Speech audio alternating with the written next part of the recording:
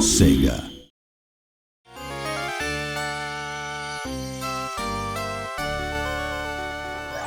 When I was thinking about what people remember fondly about the game, at the time I think it was enjoying the thrills and getting the timing right when they played it. I think enjoying the game world and experiencing the fantasy world of Disney were a big part of it too. What they'll see in the 2013 version will be nothing like the old game in some sense, but I'm hoping that players can relive the same emotions when they play it. It's taking something that was very iconic in the 16-bit era and thinking, well, how can we take something that was really special, really worked well, was one of the most iconic games of its time, and actually try and explore that in new ways with the technology. You have to be very mindful of what made the original so successful and why people loved it, and try and bring that forward without it being just, literally a one-for-one remake. There were a lot of unique games at the time in terms of graphics or the general atmosphere of the game. Even among those, this game made an impression that still lasts. And now it's being remade. The fact that we're bringing back something nostalgic that people remember fondly as a game they enjoyed years ago, to me, is the epitome of Disney.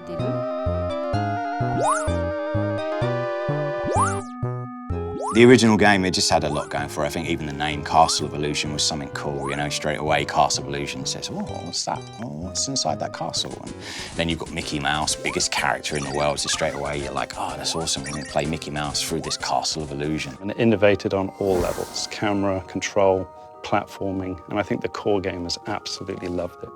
So that in essence, it's a very simple platformer, but it grabs the magic of Disney, the magic of Mickey. It was my first time making a game, so I came up with ideas I thought might be interesting and things I thought would help flesh out the fantasy world without being hesitant about how difficult or unconventional they might be. In that sense, I think that helped us make a unique game. First, the animation was unique in that it used a remarkable number of frames in the animation for its time. We tried to use as many techniques from film animation as we could.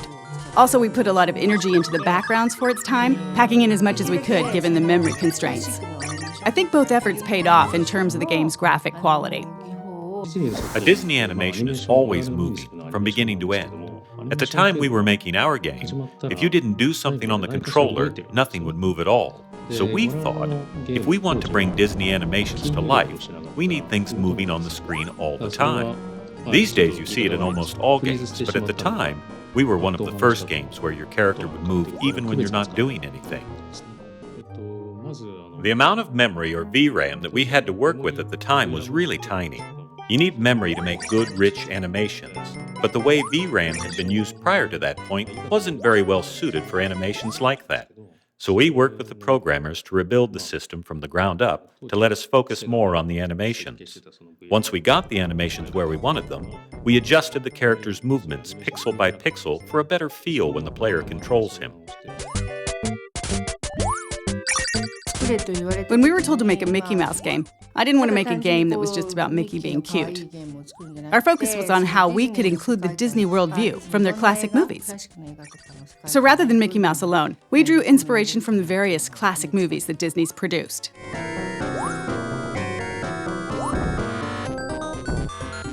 Games at the time were 8-bit or 16-bit, so there wasn't really a lot of room to work with. Most people in the industry weren't putting a lot of work into graphics or creating animations that conveyed a lot of character emotion. When we watched Disney movies and Mickey, it seemed like such a waste to take the fluid animations and beautiful backgrounds and turn them into pixelated graphics. So I think we put a lot more work into the graphics than any other title at the time. When we were making the dragon boss for the candy stage, we couldn't figure out what to use for the dragon's body. Someone from Sega's US office sent us some licorice as a suggestion. Most of the team hated it, but I couldn't stop eating it. I was holding one of the hollow ones in my mouth and breathing through it like a straw as I worked, and ended up filling the whole room with the smell. When we were working on this game, I was focused on animations and recreating the world of Disney, and now, modern technology can deliver Disney visuals directly and cinematically rather than via blocky pixel graphics. The new game will be able to recreate the world of Disney movies on a level that we weren't able to reach. The world the game creates, and the game itself as well, will be that much closer to the world you see in the movies. People will be able to enjoy that as they play. The original game had this, and it's there in the remake as well. the essence of Disney, a positive world of dreams, peace, and imagination. It's the epitome of Disney, and I hope everyone enjoys that in the new game, too.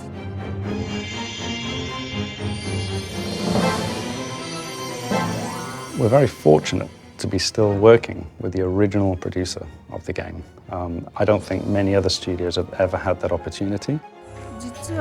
SEGA actually approached us about this a number of times, so I've seen prototypes and ideas from other developers as well.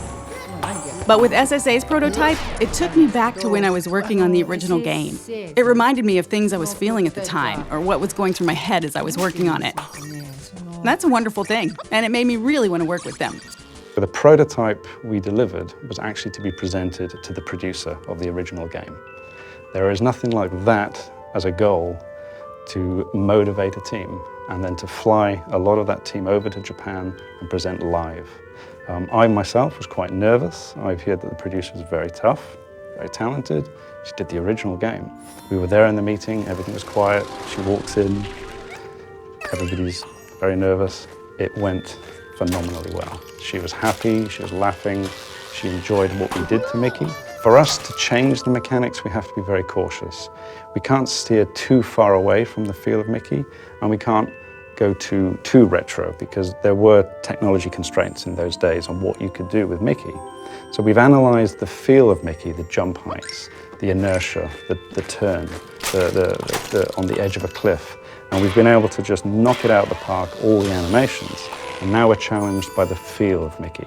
So we feel we can move from the retro to retro plus. We can do more of what I think the gamers in those days would have loved because of our technology. It's more lifelike, it's more fun. The lighting effects are taken into the account, the candlelight in the background. So all of a sudden the personality, the core pillar of the game, Mickey, is brought to life. And that's something that we really want to do with Castle of Illusion, is try and modernize Mickey, but put him in the context of what we had before in the original game. And our challenge then is to try and improve the animations, the look and feel of Mickey, the characters around Mickey, the environments that he's in, and even the music score is a massive part of that whole Disney package. Primarily, we're able to do a lot more with the sound effects, the mixing, the environmental effects. I mean, these are all things that we come to expect without realizing it. If a fan of the original picks up and plays the new Castle of Illusion, I think they're going to be really surprised. I think they're going to feel like this is Castle of Illusion, and I think we've played a few little tricks on them along the way, and I think if they're looking out for those things that they remember, they're going to see them and a few extra as well. That's the thing I'm most nervous about. When people who've played the game before get their hands on the new game, what will they think? I can't wait to find out. It's expressed in a completely different way, but the essence is the same. So I hope the enjoyment they experience from it is the same.